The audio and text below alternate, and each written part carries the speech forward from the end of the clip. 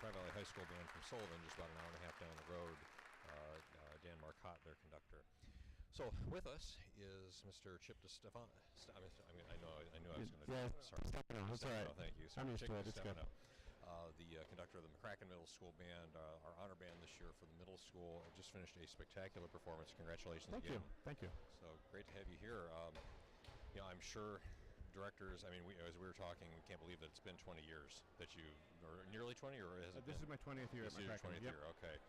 And just, I'm sure directors would love to know, how do you do that? How do you get middle schoolers to create the kind of sound and play with that kind of technique? Because it's phenomenal. Yeah, well, it's for us, it's been focusing on the fundamentals, really, from the very first time they step foot in my classroom, and teaching them how to breathe and teaching them how to, form the proper embouchure, and just stressing it every single day from the first day in 4th grade to their last day in 8th grade, and kind of going from there. A lot of work on long tones, a lot of work on chorales, a lot of work on lip slurs. There's not really any secrets to playing with a good sound. Yeah. So it's just the work that you put into it, and it's making sure the kids are doing that work. And there aren't any shortcuts either. Yeah, it's right. got to be, do what you need to do. And it's got to happen every day, both in rehearsal and when they're practicing at home. Great. Yeah. Great. So, and we were talking too, this is, certainly this has been a big event being here, but you've got some other exciting things coming up here. You mentioned a concert in a couple weeks with the commission that is happening. Correct. So our spring concert's 2 weeks from Monday, so we'll start a new repertoire on Monday. We have a really exciting American Composers Forum has this Band Quest series where they bring in a composer to a school kind of as a mini residency, and then that composer writes a piece for that school. So we were lucky enough to be selected. Jim Stevenston, who lives in Lake Forest, a Chicago area composer, who's really done a lot of stuff, wonderful stuff for professionals, hasn't written a lot of music for younger bands. So they commissioned him to write a piece for us. It's called Deep Dish, kind of based off the Chicago theme of pizza, and it's got a kind of a little jazzy feel. The kids, we read it last week. Kids just loved it. We're really looking forward to putting that together. It's going to be a lot of fun. Well, that's good when it's a piece like that grabs the kids, and they're really that's going to motivate them to dig in and really make that happen. Yeah, and it'll be great because Jim will be in several times to work with the kids, and he'll be at the premiere, of course, but he'll work with the kids, and the kids have had a chance to kind of see the compositional process through, which is part of the grant and part of that experience for them. It's kind of neat. It's really great. Terrific. Any other great advice that you'd love to pass along? The great thing about what we do here is that a lot of young directors will access this. What kind of things would you have liked to know 20 years ago when you were first starting at McCracken? Well, I don't. That's a really tough question to answer because I think 20 years ago I thought I knew everything.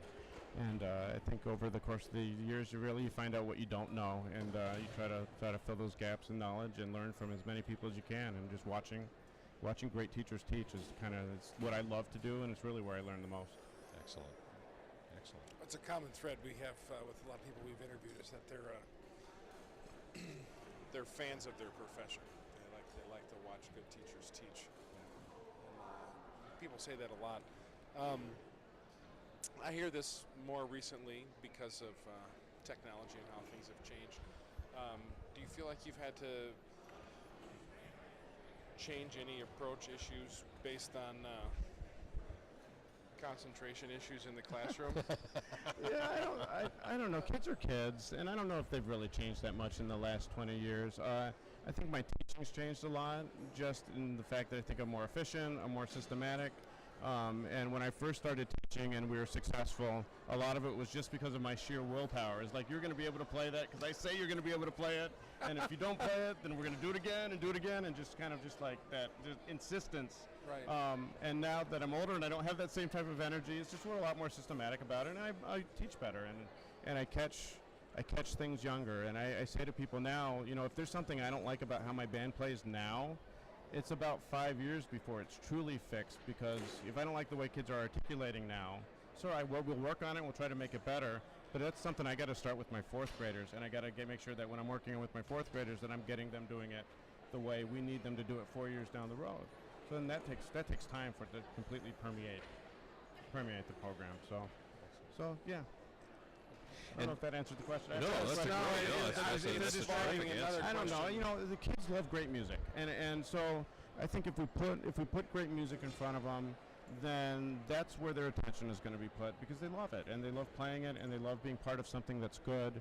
and that's where their attention is. At least with the hour that they're with me, they can put everything else to the side, just like I do. I just leave all my problems at the door and just enjoy making music and playing the wonderful repertoire, and I think that's what draws them in, and that's what motivates them. Excellent.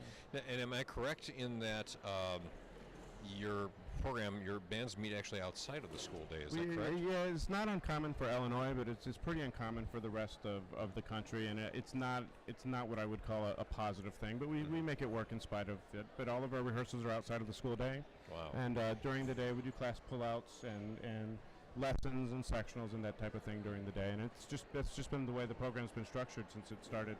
Right. When the school opened.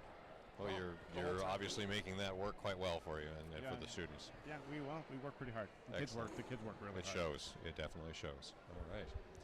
Well, thank you so You're much. Do welcome. you have any other questions for Chad? Yeah, I mean, yes, I have a lot of other questions, but we can't answer them all now. I think the kids like great music, but so it's also the job, besides playing great music, to expose them to that, right? So because they don't show up that way for certain, with their access to, their ease of access to music, it's not leading them to H.O. and Reed. Right. on first try. On first try. Right. But it's funny because I think YouTube has a lot. I think there's a lot of positives. I do too. In that, and just a story like 4 years ago, we played Persicetti's Pageant, which was a tough aesthetic style. It's a great piece by a masterful composer. It was technically accessible for us, and about as musically accessible as I could get it to be for them. But they, maybe even if they didn't like it right off the bat, they eventually learned to love that piece. But what I found was they would go home, they'd pull it up on YouTube, and the best part about it was over on the right with the recommended videos that come next. So I'd have kids coming the next day saying, Mr. DeStefano, I listened to his Sixth Symphony. Mr. DeStefano, I listened to Divertimento. And they would be so excited about some of his other pieces that there's no way we could play. Right, but they really became engaged and kind of became Persichetti fans just because of YouTube and because we played that piece. And so, And of course, they reflect, and students reflect their teachers. So, if I believe in a piece and I really, really love that piece, the kids are going to love it too. Right.